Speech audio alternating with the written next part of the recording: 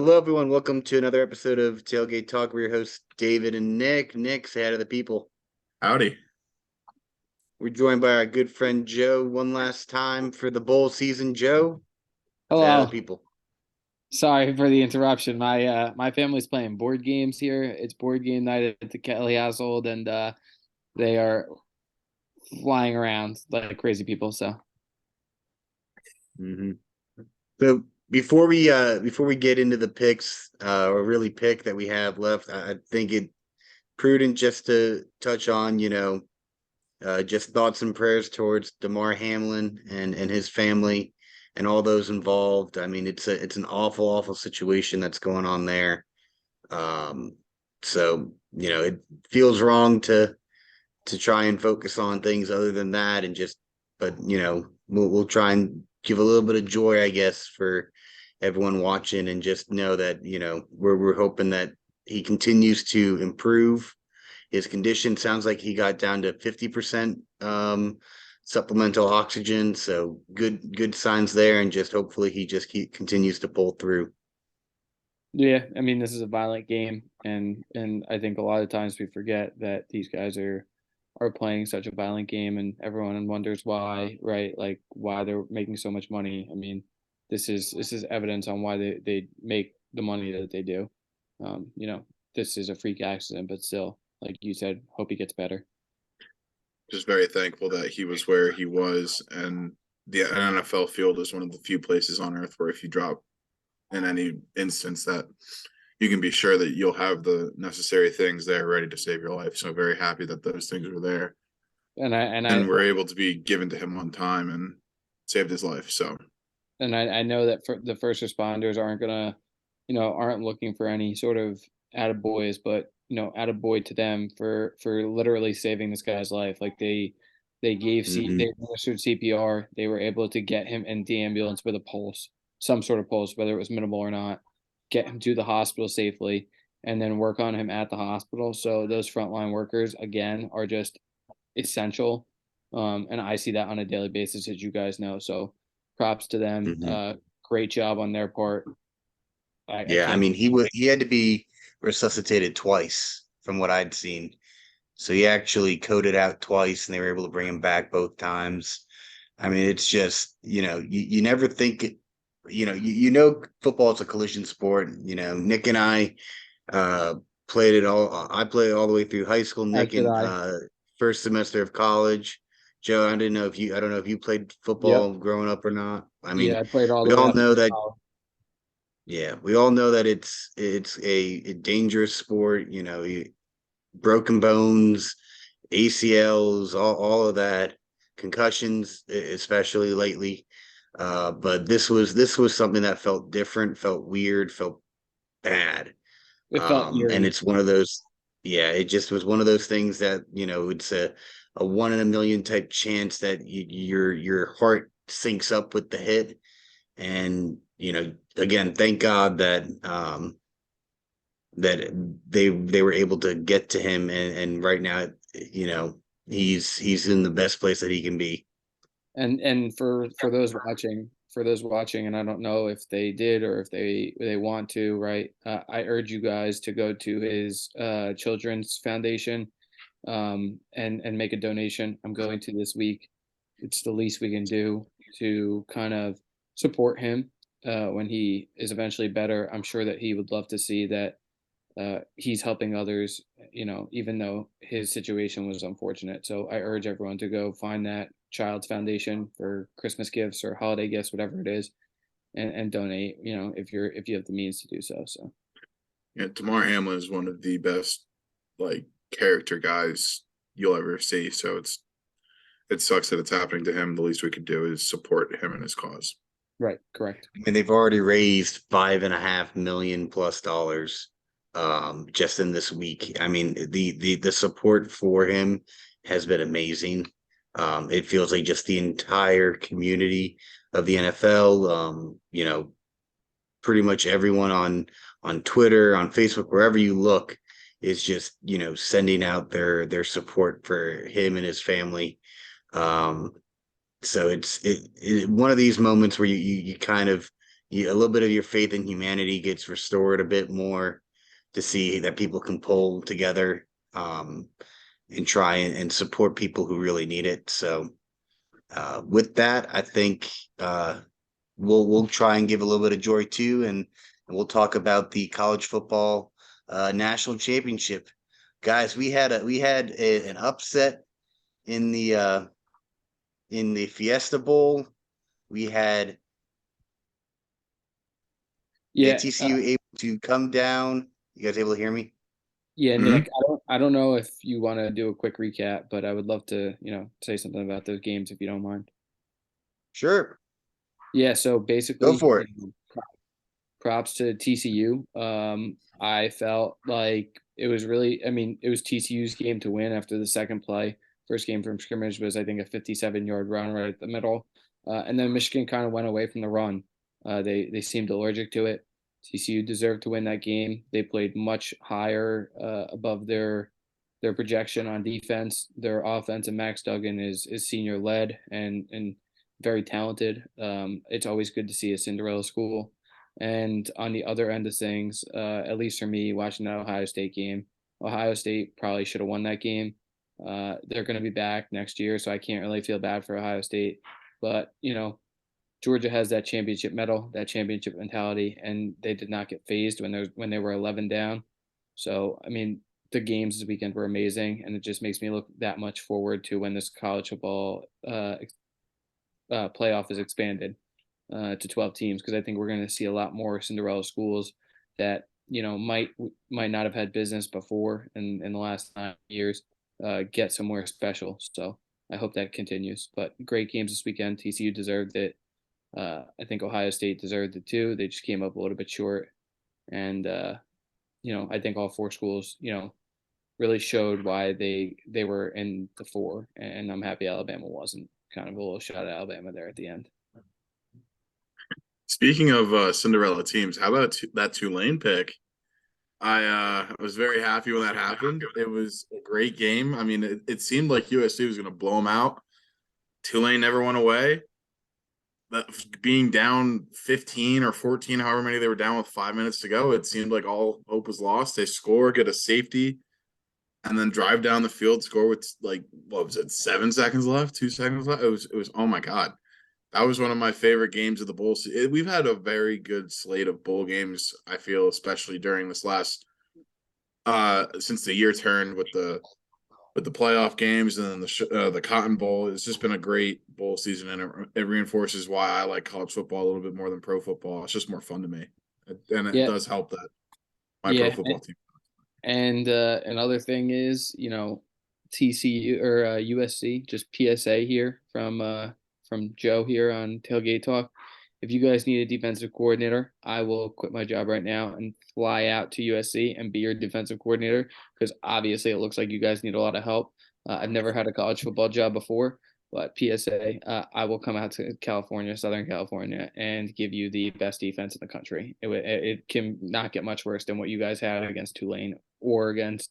I was Uh, gonna say Utah. Patrick Starr's pet rock would probably be a better defensive coordinator than what they've got going on there. The whole season, they've been opportunistic with turnovers and stuff, but their defense hasn't been able to stop a nosebleed. Yeah, it's horrendous. They gotta fix that, because they're gonna, as good as Caleb Williams is, right? He could go into the NFL right now, and I'm sure we'll talk about this in the off season. But he could go into the NFL right now and have one of the top 10 arms and be one of the top 10 runners in the NFL on all 32 teams for all 32 franchises.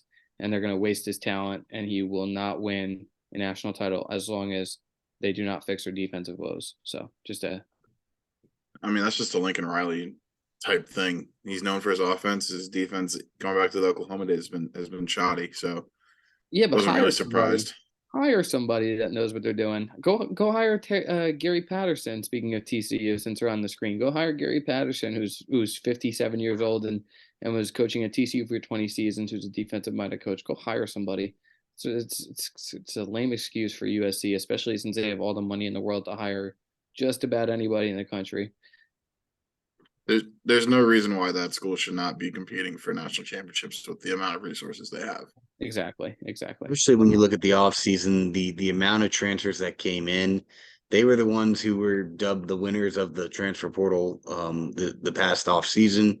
And they ended up unable to win their conference, unable to win their bowl game. I mean, it's a rough deal. You're looking at them, they thought, a couple weeks ago they were in the playoff picture. They should probably get in there at 4, and now they lost to Tulane. It's something that I think we need to keep in mind when it comes to the transfer portal in general, speaking just college football as a whole, because you've got all this talk about, especially like you look at the Clemson fan base, wanting and begging Dabo to use the transfer portal more and more and more. It didn't help USC in the end this year. Well, I and think that, it comes down to like, specific needs that need to be filled. But the key is always going to be development of your roster as is, year to year to year, the freshmen, sophomore, juniors as they get older, into that leadership role, being able to be, impactful star role players. I mean, Clemson really didn't do, I think, a great job of developing this year. We'll see how they do in the offseason, but that's something that, will never go away in college football, I think. yeah, and I think Clemson is right. I know like you guys are huge Clemson fans, homers, like whatever, like that's not a knock on you guys. Because I would say the same thing True. about Notre Dame, right? But this is, I think it's starting to blend in, right? That now that you have all these players have the ability to go somewhere else if they want to, they are, and I think that there's going to be a greater scale of TCU's than there has been of Ohio State's, Clemson's, Georgia's, Alabama's. We're going to see a lot of the talent spread. I know that's not exactly what you were saying, but on a different note, before I lost my train of thought, you're going to see a lot more of a spread of talent across college football than rather than just these 5 or 6 schools that are there every single year at the top of the game. The transfer portal is one way to live, but in order to have sustained success, right? And this kind of goes to what you were saying. If you want to be, a dynasty, you can't live on the transfer portal. It's just not. It's not sustainable, right? It's a 1-2 year kind of guy that you're going to get. Where if you get a guy who's committed, you can try and get him for 2 to 3 years, and to stay at your school. And that 2 to 3 years is crucial instead of 1 or 2. You know what I mean? So I think it's going to be very interesting to see where everything goes. Not to get on a own little side rant here, but it's going to be very interesting to see, number one, where the talent starts to go, and number two, how sustainable the transfer portal is.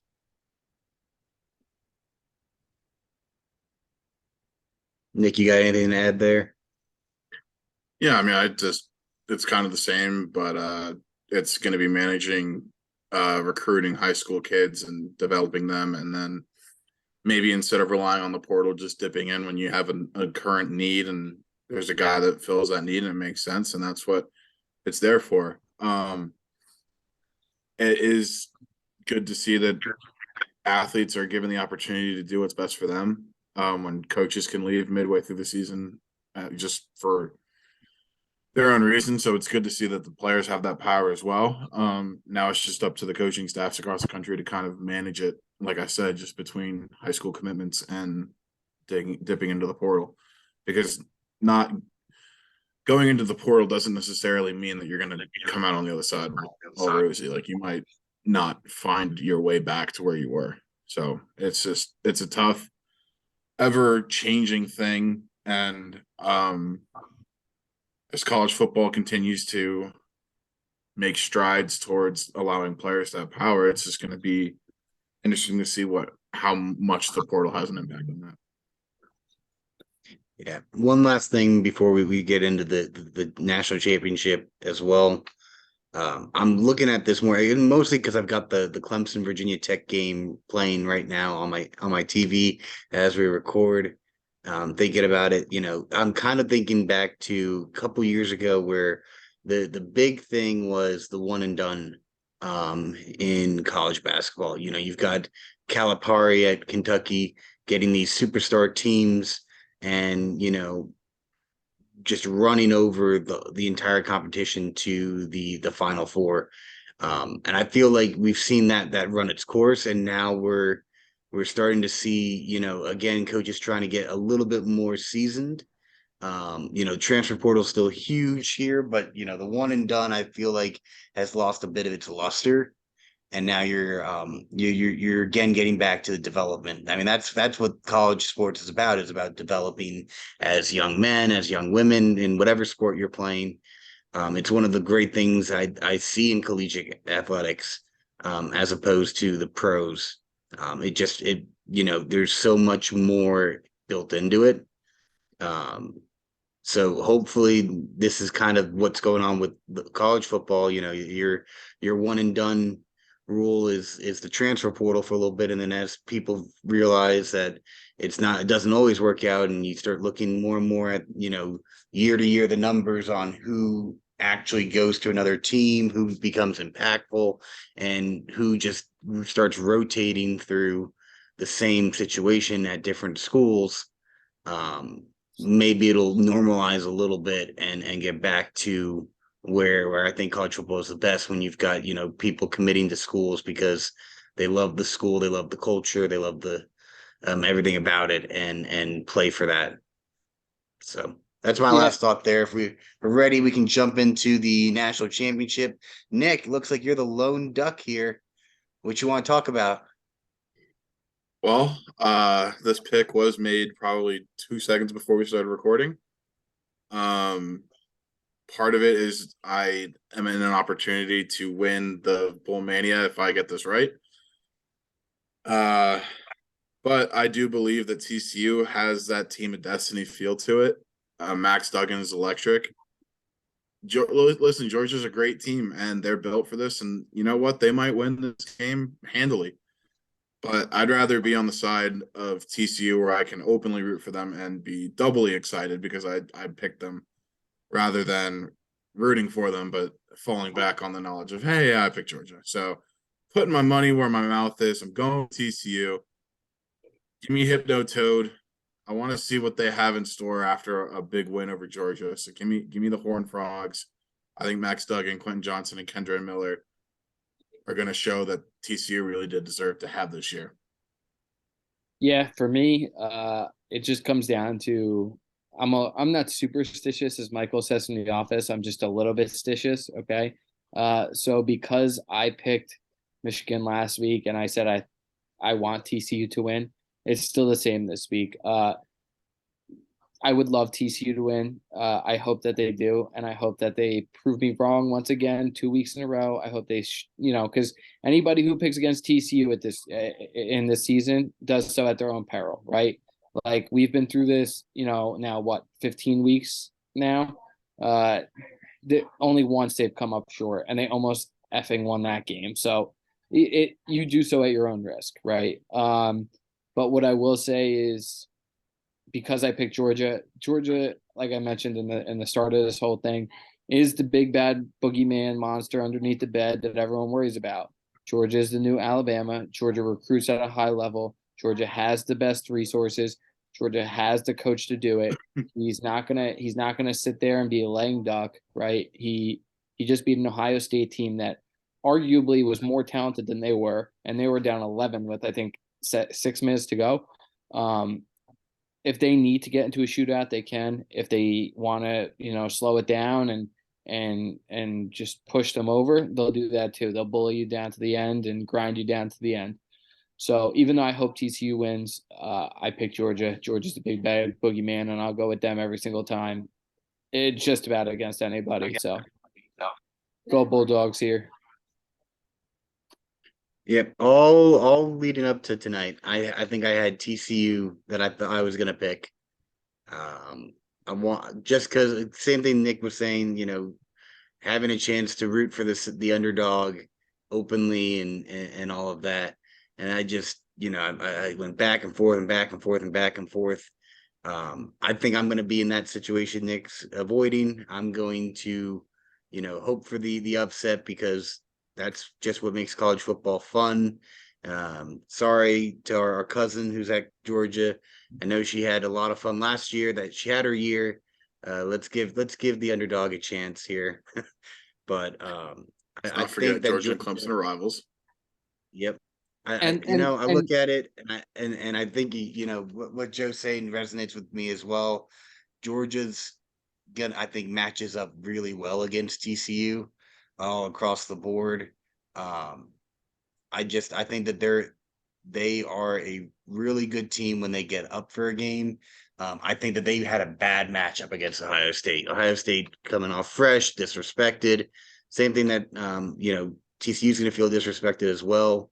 But I feel like the thing is that Ohio State's receiving core is just unreal.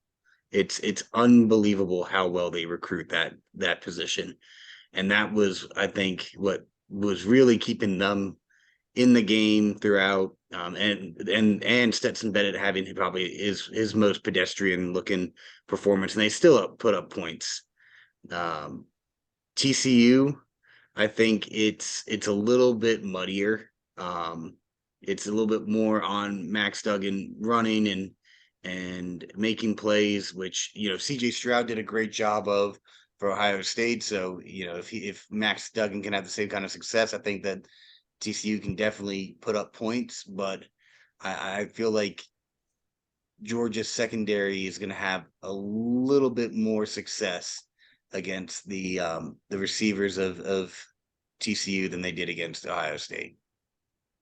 and for me, right, like I know, like I'm just rehashing things in my brain, right? I asked, my girlfriend's roommate's boyfriend if he thought TCU could win, right? That's the question that I keep asking everybody and myself this week is, does TCU really have a chance to win, right? And it comes back to the fact that, listen, Georgia doesn't have a coach that's gonna go away from their bread and butter or what's working.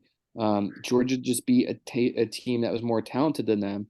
And even though TCU, right, they believe that whole, hey, listen, and they really do believe it. Like I've listened to interviews of Max Duggan where he's like, hey, listen, we believe what's in these four walls. We do not listen to the noise, right? We're gonna go in there and we're gonna try and play that perfect game. We're gonna try and play our style game, which is get into a shootout. Georgia's not going to get rattled. Georgia has more talent than them, and Georgia can throw it, and they can run it, and they can play great defense, and they can do everything that they can check off every box. Where TCU has to get into a perfect game, have a shootout, and rely on that offense. Their defense played out of their mind, but do I think they can do that twice? Not really. I don't think it's sustainable. I think I would like TCU to win, and I want to reinforce that. But every time I come back to that same old question, hey, does TCU even have a shot? Does TCU, right? Can TCU win this whole thing? Everything just points to Georgia. It's like that. It's like that thing where in the office where they spin it and it always lands on the bottom because of the gravity. It's always going to point to Georgia. Um, I want TCU to win though. That's like my final People thought. said the same thing about Michigan. Yeah, but Michigan stopped running the ball. I don't think Kirby Smart's gonna take his foot off the gas. Kirby Smart is going to try and curb stomp TCU, and he's going to try and make a statement because he knows that at the end of the day, his legacy is on the line. Can he be? Can he be as good as Nick Saban was? Can he start this run where Alabama was, a decade ago? Right. This is how dynasties get started. It's by winning one and then trying to defend your title and win another. And I think he's shown, hey, listen, I'm here. I'm going to try and win this whole effing thing every single year. I'm going to recruit the best kids in the country. I'm going to coach out of my mind every single week, and unless I'm playing Kent State or Missouri. And these are the things that we can count on, right? Death, taxes, and Georgia football, in the national title these last 2 years. So I, it's just really hard to like point against them. I hope Max Duggan is watching film and doing everything he possibly can to beat this Georgia team, though. I think it's going to be an insane game. I think it's going to be back and forth. We've been, this has been the best playoff that we've had. I think we're both semifinal games back and forth down to the wire. I think the national championship should be the same thing. to basically set the stage for us.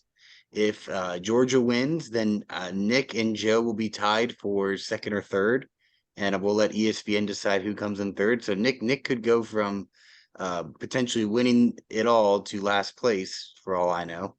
He's putting his Yep. money where his mouth is, cuz. Yeah, he's risking it for the biscuit. That's I it. think I this would week. come in second because my record's better. I think that it actually goes off a tiebreaker on score, like total score for the national champ for the national championship game. Well, that's stupid. Well, I gotta take a look at that because I don't think I set a tiebreaker here. So, but that Better I go could do that.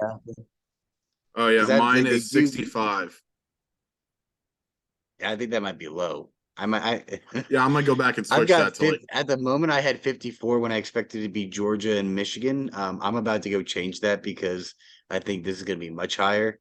If I made Georgia mine wins, then 82. I come in. Then it gets pretty simple. If Georgia wins, I'm in. I win it all. If TCU wins, Nick's in first. I'll be in second, and Joe will be in third.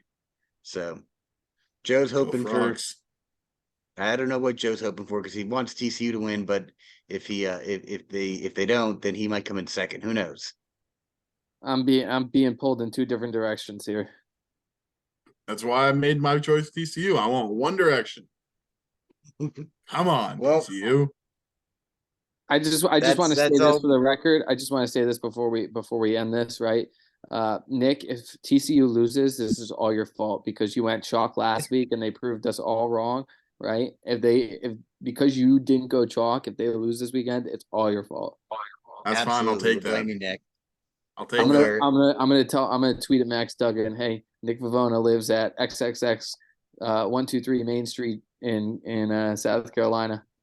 Yeah, I'm sure. Yeah, that'll definitely work. Well, guys, thank you for joining in. Hope you enjoyed our show.